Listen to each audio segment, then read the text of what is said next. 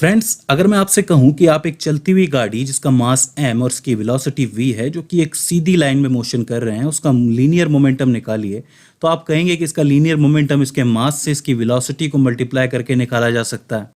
जितना ज़्यादा इसका मास होगा उतना ही ज़्यादा इसका मोमेंटम होगा, या फिर जितनी ही ज़्यादा इसकी वेलोसिटी होगी उसका मोमेंटम भी उतना ही ज़्यादा होगा। यानी कि मोमेंटम सीधे सीधे बॉडी के मास और उसकी वेलोसिटी पर डिपेंड करता है।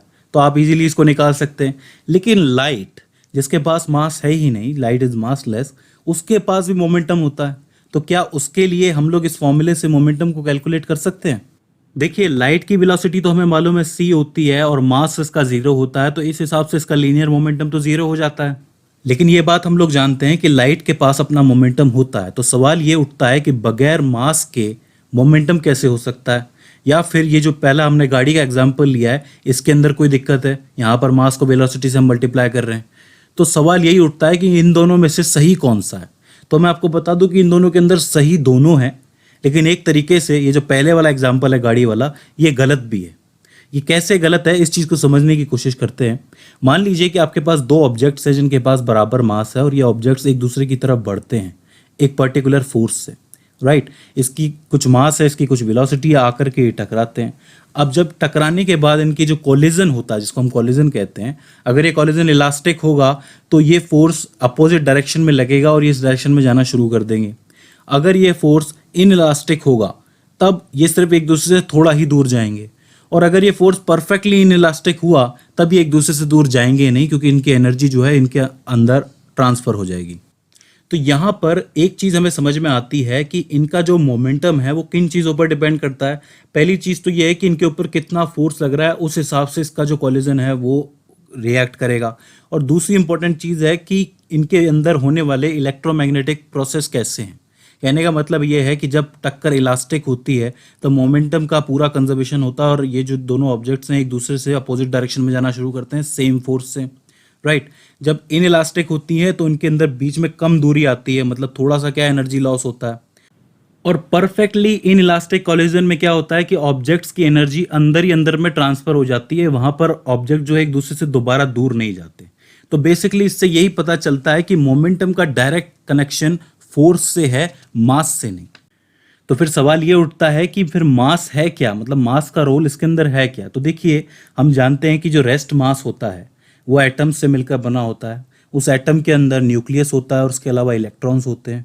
उस न्यूक्लियस के अंदर भी क्वार्क्स होते हैं जिनके मोशन की वजह से एनर्जी क्रिएट होती है। तो एनर्जी और मास का अपना आपस में कोरिलेशन बना रहता है, जिसको आप E=mc² भी कहते हो, राइट। तो बेसिकली यहाँ पर जिसको हम कॉलिजन कह रहे हैं वो कॉलिजन है ही नहीं, वो सिर्फ इलेक्ट्रोमैग्नेटिक इंटरेक्शन है। यानी कि अगर मैं किसी चीज़ को पुश करता हूँ तो वहाँ पर इलेक्ट्रोमैग्नेटिक रिपल्शन होता है, पुल करता हूँ मतलब खींचता हूँ अपनी तरफ तो वहाँ पर इलेक्ट्रोमैग्नेटिक अट्रैक्शन लगता है। तो यहाँ पर कॉलिजन नाम की कोई चीज़ नहीं हो रही है, यहाँ पर सिर्फ इलेक्ट्रोमैग्नेटिक इंटरेक्शन हो रहा है, राइट।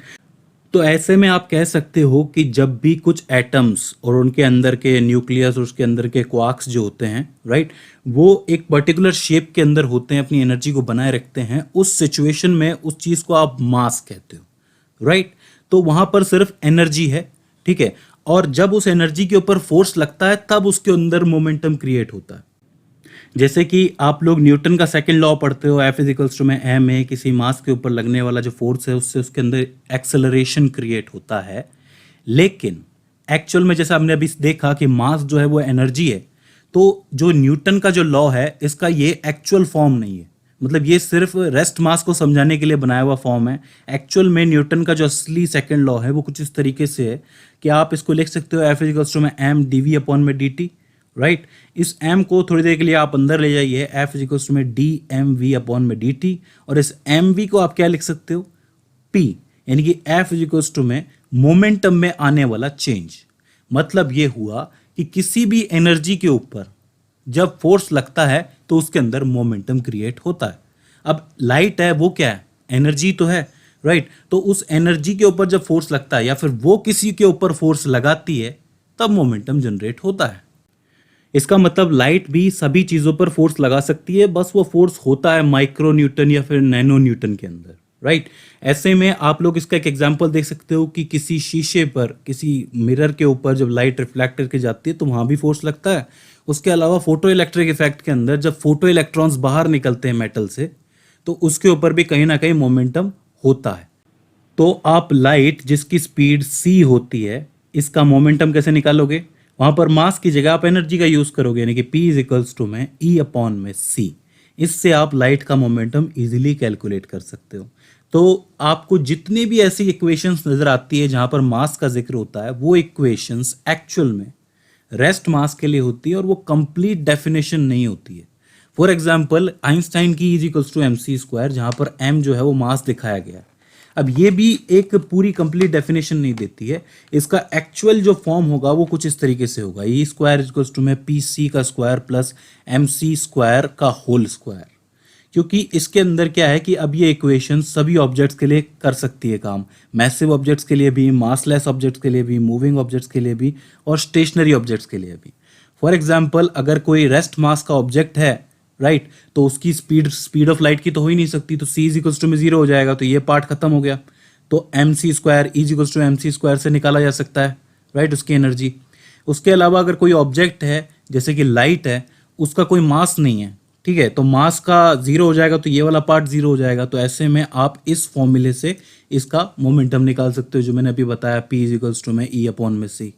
तो इस तरीके से आपको जब भी कोई इक्वेशन मास के साथ नजर आए तो आप समझ जाना कि वो कंप्लीट डेफिनेशन नहीं दे रही है, वो एक पर्टिकुलर केस के लिए है, रेस्ट मास के लिए। सो फ्रेंड्स, आई होप अब आपको एनर्जी, मोमेंटम और फोर्स का ये जो रिलेशन है वो समझ में आ गया होगा। इसके बाद भी इसके अंदर आपको कोई सवाल आता है, कोई क्वेरी आती है, कोई दिक्कत आती है या फिर हमसे कोई गलती हो जाती है, तो आप हमें कमेंट सेक्शन के अंदर बता सकते हैं। सो फ्रेंड्स, आज की इस वीडियो के अंदर बस इतना ही। सी यू इन द नेक्स्ट।